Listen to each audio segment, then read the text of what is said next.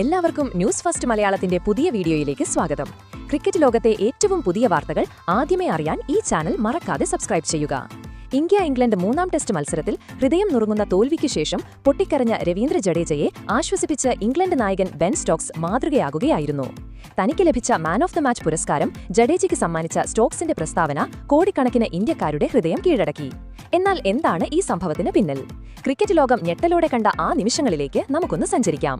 നാടകീയമായ ആ 5-ാം ദിവസം ജഡേജയുടെ ഒറ്റയാൾ പോരാട്ടമായിരുന്നു. ഇംഗ്ലണ്ടിനെതിരായ മൂന്നാം ടെസ്റ്റ് മത്സരത്തിൽ ഇന്ത്യയ്ക്ക് 193 റൺസായിരുന്നു വിജയലക്ഷ്യം. എന്നാൽ 5-ാം ദിവസത്തേക്ക് കളി കടക്കുമ്പോൾ കഥ മാറി. KL രാഹുലും ഋഷഭ് പന്തും ക്രീസിലുണ്ടായിരുന്നെങ്കിലും ഇംഗ്ലീഷ് ബൌളർമാർ തകർത്താടി. ജോഫ്ര ആർച്ചർ ഋഷഭ് പന്തിനെ ക്ലീൻ ബൌൾഡാക്കി ഇന്ത്യൻ ക്യാമ്പിൽ നിരാശ പടർത്തി. പിന്നാലെ ഇന്ത്യൻ ഇന്നിംഗ്സിലെ നെടുന്തൂണായിരുന്ന KL രാഹുലിനെയും നായകൻ ബെൻ സ്റ്റോക്സ് LBWവിൽ കുടുക്കി. ഇതോടെ 112 റൺസിന് 8 വിക്കറ്റ് എന്ന നിലയിലേക്ക് ഇന്ത്യ കൂപ്പുകുത്തി. മത്സരം കൈവിട്ടുപോയെന്ന് തോന്നിച്ച ആ നിമിഷത്തിൽ ഒരു പോരാളിയെപ്പോലെ രവീന്ദ്ര ജഡേജ ക്രീസിൽ നിലയുറപ്പിച്ചു. അവസാന വിക്കറ്റിൽ മുഹമ്മദ് സിറാജിനെ കൂട്ടുപിടിച്ച് ജഡേജ നടത്തിയ ഒറ്റയാൾ പോരാട്ടം ക്രിക്കറ്റ് പ്രേമികളെ ആകാംക്ഷയുടെ മുൾമുനയിൽ നിർത്തി. 61 റൺസ് നേടി ഇന്ത്യയെ വിജയത്തിലേക്ക് അടുപ്പിച്ചെങ്കിലും നിർഭാഗ്യം ഇന്ത്യൻ ടീമിനെ പിടികൂടി. ഒടുവിൽ 22 റൺസിന് ഇന്ത്യ തോൽവി സമ്മതിച്ചു. മത്സരം അവസാനിച്ചയുടൻ കളിക്കളത്തിൽ പൊട്ടിക്കരഞ്ഞ രവീന്ദ്ര ജഡേജയെ കണ്ടപ്പോൾ ക്രിക്കറ്റ് ലോകം ഒരു നിമിഷം നിശ്ചലമായി. എന്നാൽ അവിശ്വസനീയമായ ഒരു കാഴ്ചയാണ് പിന്നീട് കണ്ടത്. ഇംഗ്ലണ്ട് നായകൻ ബെൻ സ്റ്റോക്സ് ഓടിയെത്തി ജഡേജയെ കെട്ടിപ്പിടിക്കുകയും ആശ്വസിപ്പിക്കുകയും ചെയ്തു. അപ്രതീക്ഷിതമായി സ്റ്റോക്സ് ചെയ്ത മറ്റൊരു കാര്യമാണ് കോടിക്കണക്കിന് ഇന്ത്യക്കാരുടെ ഹൃദയം കീഴടക്കിയത്.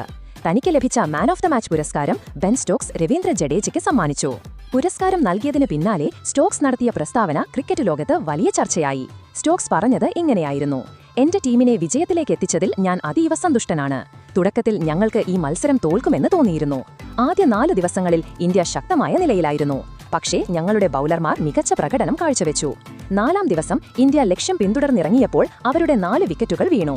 എന്നാൽ രവീന്ദ്ര ജഡേജ ബുദ്ധിമുട്ടുള്ള സാഹചര്യത്തിൽ 61 റൺസ് നേടിയ രീതി വളരെ അഭിനന്ദനാർഹമാണ്. Man of the match award അവരിൽ ഒരാൾക്ക് ലഭിക്കണമെങ്കിൽ അത് രവീന്ദ്ര ജഡേജയ്ക്കാണ് എന്നാണ് എനിക്ക് തോന്നുന്നത്. എന്റെ ക്രിക്കറ്റ് കരിയറിൽ ഇംഗ്ലണ്ടിനായി ഞാൻ ഒരുപാട് ഇന്നിംഗ്സുകൾ കളിച്ചിട്ടുണ്ട്. പക്ഷേ 8 വിക്കറ്റ് വീണിട്ടും രവീന്ദ്ര ജഡേജ ഒറ്റയ്ക്ക് ഞങ്ങളുടെ ടീമിന് മുന്നിൽ ഒരു മല പോലെ നിലകൊണ്ട രീതി, സത്യത്തിൽ അദ്ദേഹത്തിന്റെ ബാറ്റിംഗ് എല്ലാവരുടെയും ഹൃദയം കീഴടക്കി. ലോകം എന്നെ മികച്ച ഓൾറൗണ്ടറായി വിശേഷിപ്പിക്കാറുണ്ട്.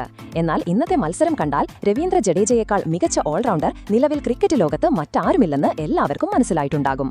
അതുകൊണ്ടാണ് ഞാൻ എന്റെ ഈ അവാർഡ് ജഡേജ ഭായിക്ക് നൽകുന്നത്. തോൽവിയും വിജയവും എല്ലാ മത്സരത്തിലും ഉണ്ടാകും.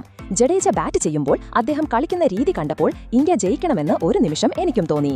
പക്ഷേ ഏതൊരു മത്സരത്തിലും ഒരു ടീമിന് മാത്രമേ ജയിക്കാൻ കഴിയൂ, ബെൻ സ്റ്റോക്സ് പറഞ്ഞു. തോൽവിയിലും ജഡേജ കാണിച്ച പോരാട്ട വീര്യത്തെയും സ്റ്റോക്സിന്റെ കായികക്ഷമതയെയും കുറിച്ച് നിങ്ങളുടെ അഭിപ്രായം എന്താണ്? രവീന്ദ്ര ജഡേജയുടെ ഈ 61 റൺസ് ഇന്നിംഗ്സിന് നിങ്ങൾ 10-ൽ എത്ര മാർക്ക് നൽകും? നിങ്ങളുടെ വിലയേറിയ അഭിപ്രായങ്ങൾ താഴെ കമന്റ് ചെയ്യുക. അപ്പോൾ ഇതുപോലത്തെ കൂടുതൽ ക്രിക്കറ്റ് വാർത്തകൾക്കായി ഈ ചാനൽ മറക്കാതെ സബ്സ്ക്രൈബ് ചെയ്യുക.